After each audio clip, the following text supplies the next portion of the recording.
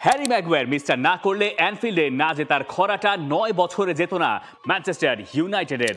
তবে নাটকীয়তায় ঠাসা ম্যাচ ভরিয়েছে মন, রেখেছে মান। সিটির জয় সাভিনিও ফোকাসে, আলো নেই আর্সেনালে। চেলসি হাঁটছে উল্টো পথে, চাপ বাড়ছে বার্সায়। ভিনিসিয়াসের রেড আর বেলিংহামের ফের লেট উইনার। গল্প আছে অনেক, চলুন আমরা কথা বলি শনি রবির ফুটবল নিয়ে। যা আপনি দেখেছেন, যা হয়তো মিস করে গেছেন, সবকিছুই 5 পয়েন্টে। নাম্বার 1, 2-2 থেকে 20-20। অ্যানফিল্ডে ম্যানচেস্টার ইউনাইটেডের বিপক্ষে লিভারপুল 2-2 গোলে ড্র করেছে। ইউনাইটেডকে এই ম্যাচে বেশিরভাগ লোকেই ফেভারিট মানেন নাই, মানার কোনো কারণও ছিল না। ম্যানচেস্টার ইউনাইটেড শুরুতে লিড নিয়েছিল, লিভারপুল আবার এগিয়ে গিয়েছিল। এরপর শেষে গিয়ে আমাদ দিয়ালোর গোল ম্যানচেস্টার ইউনাইটেডকে একটা পয়েন্ট নিয়ে অন্ততপক্ষে অ্যানফিল্ড থেকে মাঠ ছাড়তে সাহায্য করেছে। এবং এখন ম্যানচেস্টার ইউনাইটেড অ্যানফিল্ডে জেতে না ঠিক 9 বছর ধরে। জানুয়ারি মাসের 17 তারিখে 9 বছর পূরণ হবে। এই ম্যাচে লিভারপুল কতখানি ফেভারিট ছিল সেটা আপনি খুব সহজেই বুঝতে পারছেন। প্রিমিয়ার লিগের পয়েন্ট টেবিলের 1 নম্বর দল লিভারপুল, 14 নম্বর দল ম্যানচেস্টার ইউনাইটেড। তুলনা কি হয়, কিন্তু ম্যাচে সেই তুলনা খুব ভালো মতোই বোঝা গেল। এবং ইউনাইটেড সম্ভবত শেষে গিয়ে জিততেই পারত যদি না হ্যারি ম্যাগুয়ার ওই মিসটা না করতেন। ইউনাইটেড এই ম্যাচে যে ফেভারিট কোনোভাবেই ছিল না, তার কারণটা আসলে কি ছিল? তার কারণ ইউনাইটেডের রিসেন্ট ফর্ম, স্পেশালি রুবেন আমোরিমের আন্ডারে অনেকেই ধরে নিচ্ছেন যে এটাই সম্ভবত ম্যানচেস্টার ইউনাইটেডের সেরা পারফরমেন্স ছিল। এখন ম্যাচ শেষে ব্রুনো ফার্নান্দেজ বলছেন যে এই ইউনাইটেড থাকে কোথায় তিনি নিজেই জানেন না, সমর্থকেরা জানবেন কোত্থেকে। তিনি বলছেন, I am pretty upset because if we showed this today against Liverpool, why can't we do this every week? কেন ম্যানচেস্টার ইউনাইটেডকে আপনি প্রতি সপ্তাহে এই একই রকম ফুটবল খেলতে দেখেন না?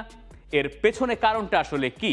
অনেকেই ধরছেন রুবেন আমোরিমের আন্ডারে ইউনাইটেড গেল 1 সপ্তাহ ধরে মোটামুটি অনুশীলন চালিয়ে যেতে পেরেছে, যেটা মাঠে গিয়ে প্লেয়াররা এক্সিকিউট করতে পেরেছেন। কারণ এতদিন তো ইউনাইটেড এক সিস্টেমে খেলতো এবং আমোরিম আসার পর ইউনাইটেড আরেক সিস্টেম অ্যাডাপ্ট করার চেষ্টা করছে। এবং সেই অ্যাডাপ্টেশনের প্রক্রিয়ায় লিভারপুলের বিপক্ষে ইউনাইটেডের রিয়াকশনটা দেখা গেছে। এখন প্রশ্ন বা প্রসঙ্গ হচ্ছে ইউনাইটেড এই ধারাবাহিকতা বজায় রাখতে পারবে কিনা।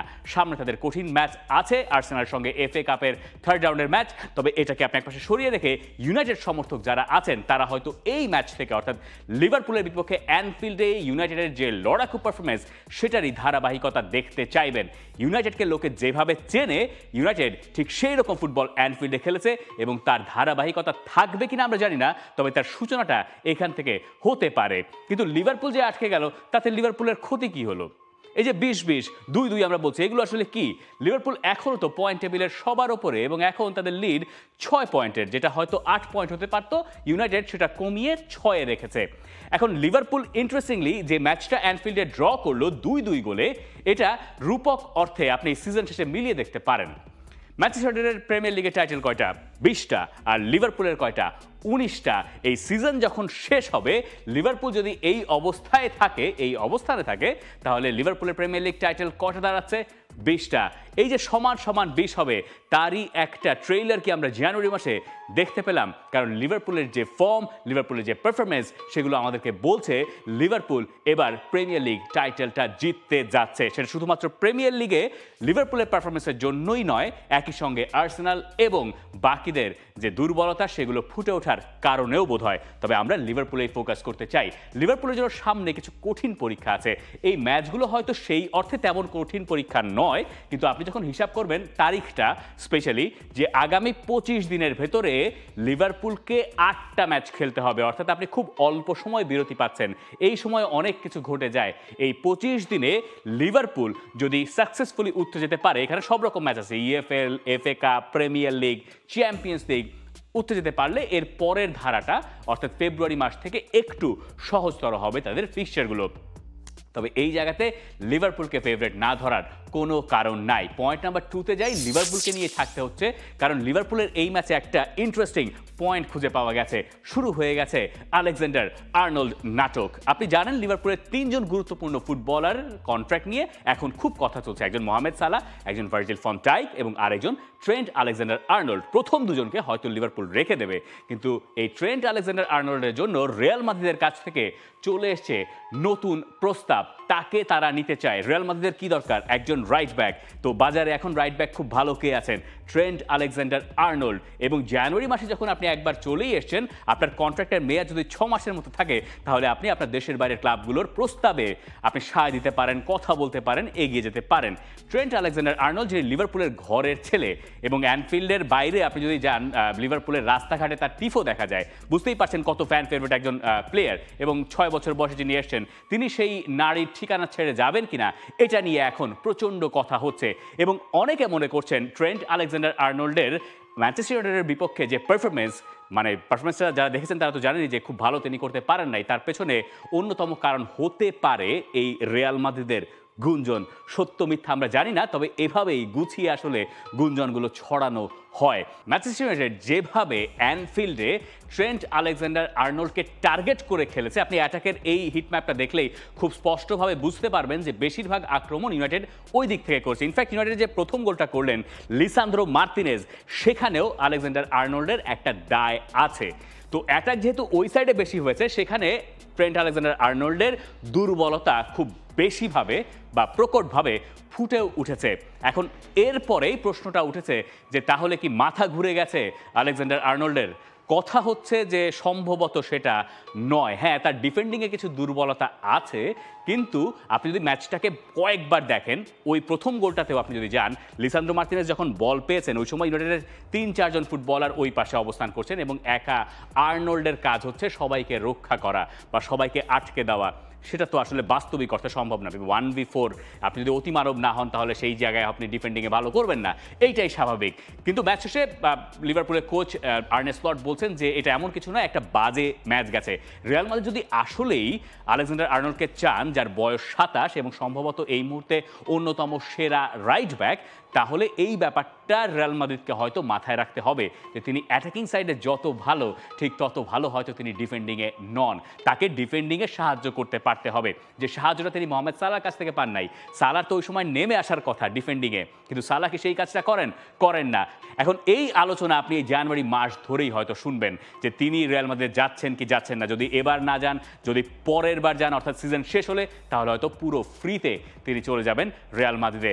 জানুয়ারি ট্রান্সফার উইন্ডোতে আপনাকে ওয়েলকাম করছি অফিসিয়ালি। ট্রেন্ট আলেকজান্ডার আর্নল্ডের নাটক শুরু হয়ে গেছে। কিন্তু এবার চলুন আমরা পয়েন্ট নাম্বার 3-তে চলে যাই, the good and the ব্যাডস। Good একজন, ব্যাড আছে দুটো। গুড হচ্ছেন সাভিনিও। ম্যানচেস্টার সিটি এই সপ্তাহে আরও একবার জিতেছে ওয়েস্ট হ্যামের বিপক্ষে। সিটি কোচ পেপ গার্দিওলার রেকর্ড বরাবরই ভালো, এবং তিনি এই টানা দুটো ম্যাচ জিতেছেন বহুদিন বাদে। প্রায় 2.5 মাস পরে গিয়ে ম্যান সিটি টানা 2টা ম্যাচ জিততে পেরেছে। কি অদ্ভুত না রেকর্ডটা! তো এই ম্যাচে এর্লিং হল্যান্ড 2টা গোল করেছেন, তবে নজর কেড়েছেন আলাদা করে সাভিনিও। কেন সাভিনিও? কারণ সাভিনিওর কাছ থেকে আপনি 3টা গোলে অবদান পেয়েছেন। প্রথমটা ওন গোল হিসেবে কাউন্ট করা হয়েছে, এরপরে 2টো গোলের অ্যাসিস্ট সাভিনিও করেছেন। এর্লিং হল্যান্ড কয়দিন ধরে গোল পাচ্ছিলেন না, এবং গোল কেন পাচ্ছিলেন না এর পেছনে কারণ হিসেবে দেখানো হচ্ছিল যে যথেষ্ট সাপ্লাই তিনি পাচ্ছিলেন না। তো এই রকম সাপ্লাই যদি তাকে দেওয়া হয়, তাহলে হয়তো এর্লিং হল্যান্ডের ফর্মটাও ফিরবে। এই কথা আমি বলছি না, পেপ গার্দিওলাই বলছেন। আগেরকার দিনের মতো লেফট ফুটেড ফুটবলার লেফট উইংয়ে, রাইট ফুটেড ফুটবলার রাইট উইংয়ে, অর্থাৎ ভিনটেজ ফুটবলের মতো এমন খেললে আমাদের যে স্ট্রাইকাররা আছে তাদের জন্য বেশ ভালোই হয়। সাভিনিও স্পেশাল ফুটবলার।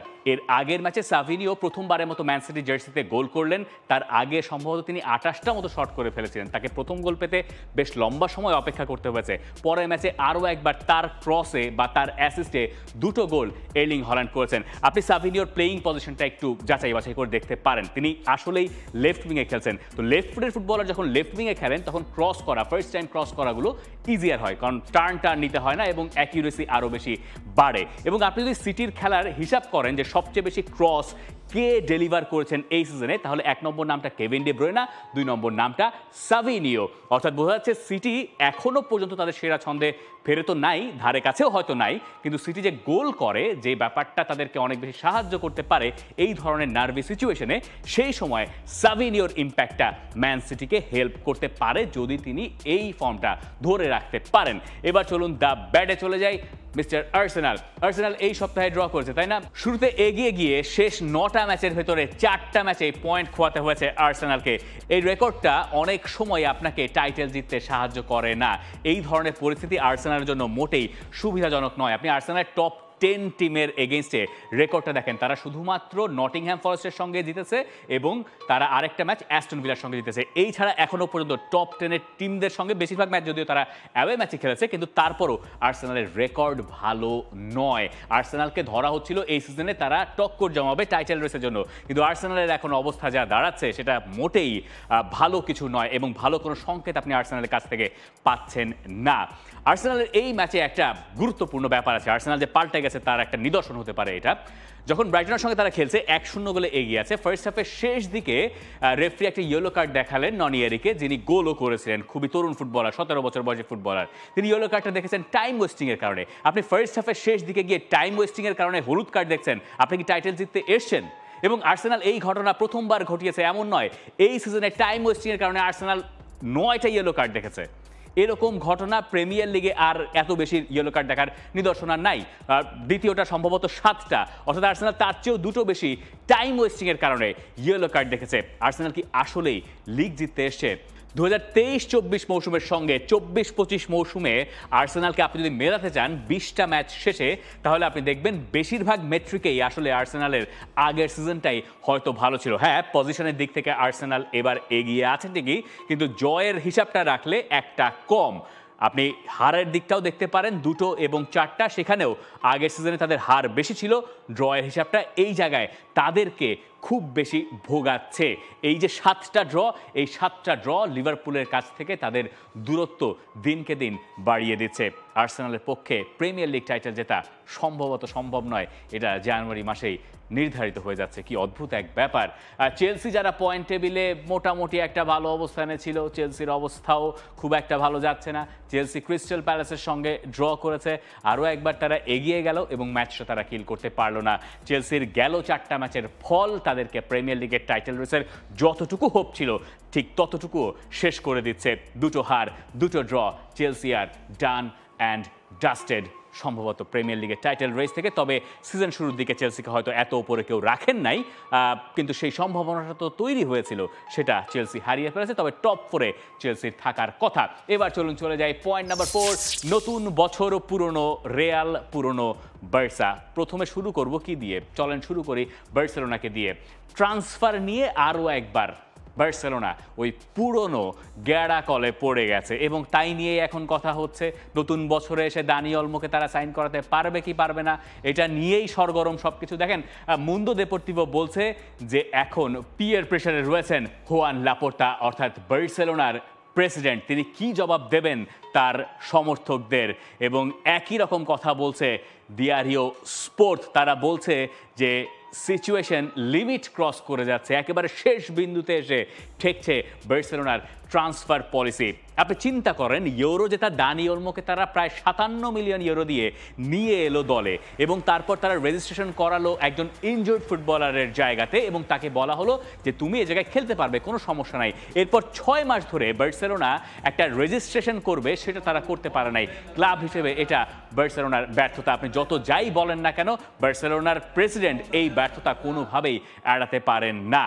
তিনি এর আগে নানানভাবে অনেক ফুটবলারকে দলে ভিড়িয়েছেন এবং তারা ভালোও করছেন। রবার্ট লেভানডস্কির একটা অবদান আছে, লা লিগা যে জিতলো বার্সেলোনা তার পেছনে, এবং তাকেও অনেক কলা কৌশলের পরে দলে ভেড়াতে বার্সেলোনা পেরেছিল। কিন্তু এখন আর সেই অবস্থা থাকছে না। আপনাকে একটু ফিরিয়ে নিয়ে যাই, ইলকাই গুন্দোয়ান, তাকেও তো তারা রাখতে পারে নাই। গুন্দোয়ান এসেছিলেন ম্যান সিটি থেকে যে তিনি বার্সেলোনা জার্সি গায়ে খেলবেন বলে, তাকে এক সিজন পরে আবার চলে যেতে হলো ম্যানচেস্টার সিটিতে। দানি ওলমোর ক্ষেত্রে আসলে কি ঘটবে? দানি ওলমোকে যদি রেজিস্ট্রেশন বার্সেলোনা করাতে না পারে, তাহলে বার্সেলোনাকে ছেড়ে দিতে হবে দানি ওলমোকে। মানে দানি ওলমো তখন ফ্রি এজেন্ট হয়ে যাবেন, তাকে কোনো জায়গায় লোনেও পাঠানো যাবে না, যেহেতু তিনি রেজিস্টার্ড কোনো ফুটবলার নন বার্সেলোনার। তাকে যে অন্য জায়গায় ধারে দেওয়া হবে সেই সুযোগও নাই। এবং যেখানেই দানি ওলমো যান না কেন, এরপরে সেই পুরো সময়ের বেতন বার্সেলোনাকেই বহন করতে হবে। বছরে প্রায় 20 মিলিয়ন ইউরোর কাছাকাছি তার বেতন, এবং এই বেতন বার্সেলোনাকে 6 বছর ধরে তাকে দিয়ে যেতে হবে। বার্সেলোনা তিনি খেলতে পারবেন না। এই হচ্ছে কন্ট্রাক্টের দশা। এই কন্ট্রাক্ট বার্সেলোনা তাকে দিয়েছিল এই জুলাই মাসে ইউরো শেষে, এবং তাকে দলেও নিয়েছিল, এবং সেই কন্ট্রাক্টের মানে ব্যাকফায়ার করার খুব কাছাকাছি। দানি ওলমোকে পাওয়ার সুযোগ এখনও আছে, সেটা যদি লাপোর্তা ম্যানেজ করতে পারেন তাহলে হয়তো হবে। এখন সেটা কিভাবে হতে পারে, আদালতে যেতে হবে, আদালতে গিয়ে বহু ঝামেলা আছে, এবং এরপর যদি তাদেরকে কনভিন্স তারা করতে পারে যে না এই প্লেয়ারকে তুমি রেজিস্টার করতে পারো, শুধুমাত্র তিনি নয়, পাও ভিক্টরও আছেন, তাহলে হয়তো দানি ওলমো থাকতে পারবেন। তবে এখনও পর্যন্ত এই কন্টেন্ট যখন আমি শ্যুট করছি তখন পর্যন্ত অবস্থা হচ্ছে দানি ওলমো থাকতে পারবেন না বার্সেলোনায়। বার্সেলোনা অবশ্য বলছে যে দানি ওলমো বার্সেলোনায় থাকবে। রিয়াল মাদ্রিদের অবস্থাও আসলে পুরনো। রিয়াল মাদ্রিদ শেষে গিয়ে নাটক জমিয়ে জিতে এলো, তাই না? ভ্যালেন্সিয়ার সঙ্গে তারা একদম শেষে গিয়ে 95-96 মিনিটে উইনিং গোল করলেন জুড বেলিংহাম, কিন্তু তার আগে ম্যাচটা কঠিন হয়ে গেল ভিনিসিয়াস জুনিয়রের রেড কার্ডে। বছরের শুরুটা ফিফা দ্য বেস্ট উইনারের একদমই ভালো গেল না, এবং এই ভ্যালেন্সিয়াতে তিনি 2023 সালে রেড কার্ড দেখেছিলেন, 2025-এ এসে তিনি আবারও সেই মাঠে গিয়েই রেড কার্ড দেখলেন। এখন বোধহয় ভিনিসিয়াসের একটু বোঝা দরকার আছে যে তিনি ফিফার দ্য বেস্ট ফুটবলার, তিনি ব্যালন ডি'রও জিততে পারতেন। এরপরে এই ধরনের আচরণ সমীচীন কিনা বা তার সঙ্গে যায় কিনা। ভিনিসিয়াস জুনিয়রের আশপাশের লোকজন হয়তো ভিনিসিয়াসকে খুব সাপোর্ট দিয়েই যাচ্ছেন, হ্যাঁ তিনি সাপোর্ট পেতেই পারেন, কিন্তু এই যে আচরণ যেটা আপনি দেখেছেন, গোলকিপারকে একটু ঘুষি মারার চেষ্টা করা, এইটা আসলে ফিফা দ্য বেস্ট উইনারের সঙ্গে একদমই বেমানান।